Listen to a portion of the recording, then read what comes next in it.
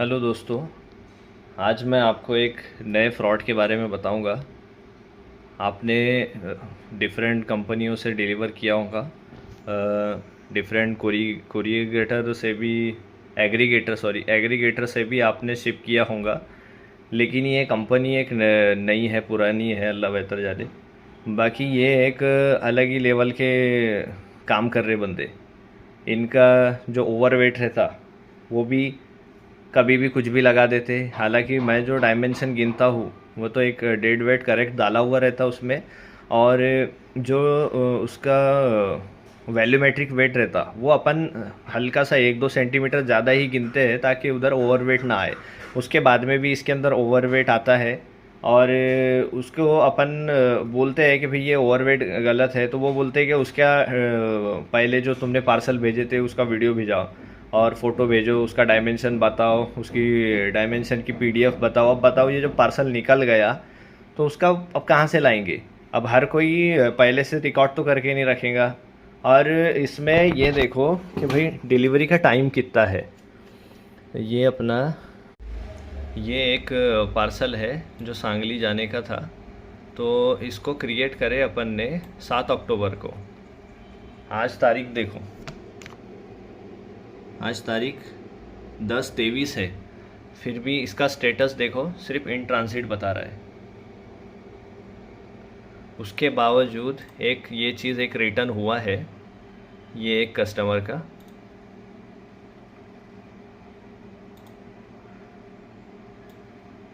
तो ये जो रिटर्न हुआ है ये सीओडी पार्सल था, ये वाला। और ये पार्सल था 4,000 रुपये का। इसमें अपन ने एक मशीन भेजे थे, वो मशीन आपको बताता हूँ। उसमें ये मशीन थी जो हमारी वेबसाइट से ashupad.in से सेल हुई थी। ये मशीन थी, ये मशीन पुलिस कंपनी का। ये मशीन हमने कस्टमर को सेल किए थे, बंदे ने सीओडी में ऑर्डर किया था। तो ये जो ऑर्डर किया था उसने, उसके बाद में ये कस्टमर को पहुंच भी गया। उसके बाद में उसने वहाँ से रिटर्न किया और रिटर्न में उसने ये भेजा है अपने को। देखो यही मशीन है, यही खड्डा सेम मशीन है, देख लो ये मशीन है। बंदे ने पन्नी में पैक करके ये ईंट भेजा था। अभी ये बताओ आप, ये ईंट, अब ये ईंट का भी ब्रांड आप बता देना कहाँ का है, ये ईंट कहाँ से आई है। जो आप जानने वाले होंगे आपको पता ही है। ये इसके अंदर फोम और ये गंदे पुराने कपड़े डाल के भेजा उसके अंदर। कंपनी को फ़ोन किया तो वो बोलता है इसका पहले का वीडियो बताओ।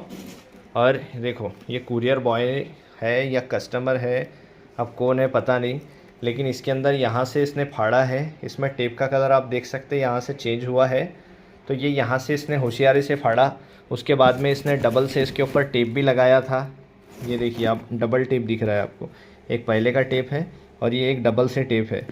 उसने बाकायदा उसके अंदर टेप लगा के वो ये अपनी ईंट और ये कपड़े और ये कॉस्केट उसके अंदर भर के बाकायदा पैक करके उसको रिटर्न करवा दिया। ये देखो,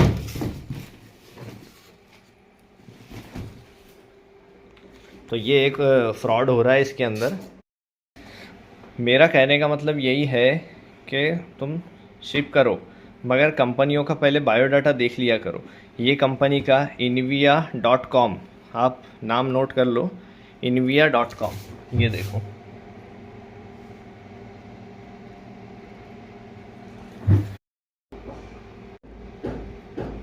invia.com।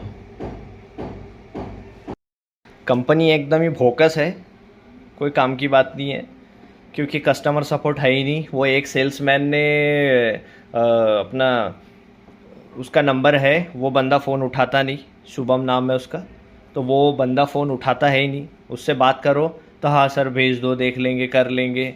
वो अभी बताओ, वो ये जो पार्सल है, ये पार्सल अभी 15-20 दिन के ऊपर हो रहा, वो सिस्टम में अटका हुआ है। उससे उनको कोई दिक्कत नहीं है। मैं कंप्लेंट भी कर रहा हूँ तो वो बोलते हैं एविडेंस भेजो, ऐसा करो वैसा करो। अभी ये जो पार्सल गया है इसके अंदर ईंट आई, तो वो भी उसमें यही बोल रहे हैं कि भाई वो तुम्हारे को पुराना वीडियो भेजना पड़ेगा। अब कस्टमर जब अपने को ऑर्डर करता है तो अपन ये पार्सल उनको भेजेंगे या खाली वीडियो ही बनाते बैठेंगे? हम मैन्युफैक्चरर है, कार पॉलिशिंग पैड हम लोग मैन्युफैक्चर करते, तो हम लोग अब ये वीडियो भी बनाते रहेंगे कि हमारे दूसरे काम भी देखेंगे? तो ये जो शिपिंग कंपनी से अपन भेजते हैं, तो इनका कुछ इसमें बीच में रोल है कि नहीं है, कि सारे काम हम ही करेंगे अभी यहाँ पे? उसको जो बोला मैंने, तो उसमें जो ईट आई, मैंने कल ही कंप्लेंट किया, तो वो बोलता देखना पड़ेगा, होएगा, देखेंगे, करेंगे, ये भेजो वो भेजो। उस पे उसका कोई ध्यान नहीं है, वो उसके ऊपर ध्यान भी नहीं दे रहा। मैंने एक जो ओवरवेट लगा दिए उन्होंने, मैंने जैसे पहले ही बताया कि भाई मैं सारे चीज़ों में वेट अपने हिसाब से ज़्यादा ही कैलकुलेट करता, ताकि वो मशीन से जब गुजरे तो उसके अंदर ओवरवेट ना दिखाए। लेकिन ये कंपनी की हरामखोरी ये है कि इधर तो शिपिंग रेट कम लगाएंगे, लेकिन उधर से ओवरवेट भी लगा देंगे। दूसरी बात है कि कस्टमर लिया नहीं लिया, वो उधर उसको डबल कॉल भी नहीं करेंगे, उसको रिटर्न भी करवा देते।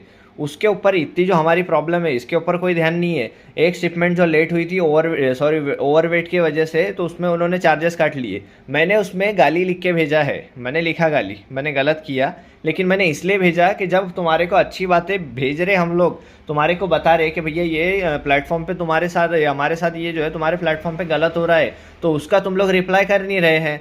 और जब हमने तुम्हारे को गाली दी है, तो वो उसका शुभम का फ़ोन आया मेरे को, वो फ़ोन करके बोल रहा है क्या ये बात करने की ये है क्या, मैनर्स है क्या, तुम पढ़े लिखे नहीं है क्या, तुम क्या पहली बार बिजनेस कर रहे? मैं बोला भाई मैंने गलत किया, तेरे को गाली दिया, लेकिन पहले तो ये बता, जो हमारी जो कंप्लेंट है, 4,000 की मशीन के जगह हमारे को ईट आ रही है, और हमारे वेट में तुम ज़बरदस्ती का ओवर वेट लगा दे रहे, जबकि डायमेंशन हमने सारी नाप के डाले, उस पर तुम्हारे को कुछ बोलना नहीं है।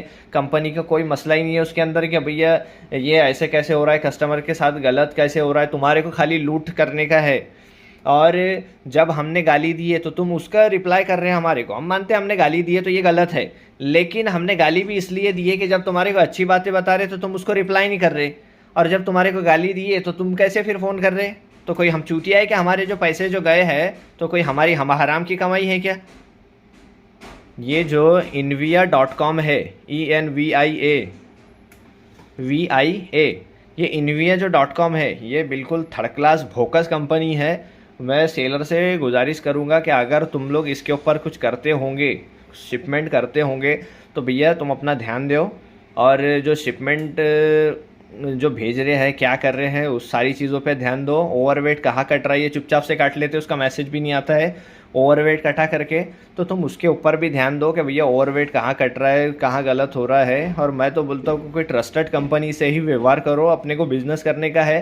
ये चूतिए नए नए आ जाते, और उसने खुद ये Envia.com मेरे को मालूम भी नहीं था, उसने आगे से सेल्समैन ने फ़ोन किया, सर ये हमारा ऐसा है, सस्ता होएगा वैसा होएगा। और भैया कोई सस्ता वस्ता कुछ नहीं होता, उसने पार्सल भलाई से वो यहाँ से सस्ते में लेके जा रहा, वो वहाँ पे ओवरवेट लगा देता उसको, वो वो कस्टमर को कांटेक्ट करते भी नहीं। कई कस्टमर को मेरे को फ़ोन आया है कि भाई ये उनका तो फ़ोन ही नहीं आया था, ये रिटर्न कैसे हो गया? तो ये रिटर्न भी खुद ही करवाते ताकि वो रिटर्न के भी चार्जेस का इनको मुनाफा होए। तो ये मेरा कहने का मतलब यही है कि भाई थोड़ा देख दिखा के काम करो, दुनिया भर के फ्रॉड हो रहे हैं, और ये Envia.com है, एकदम भोकस कंपनी है।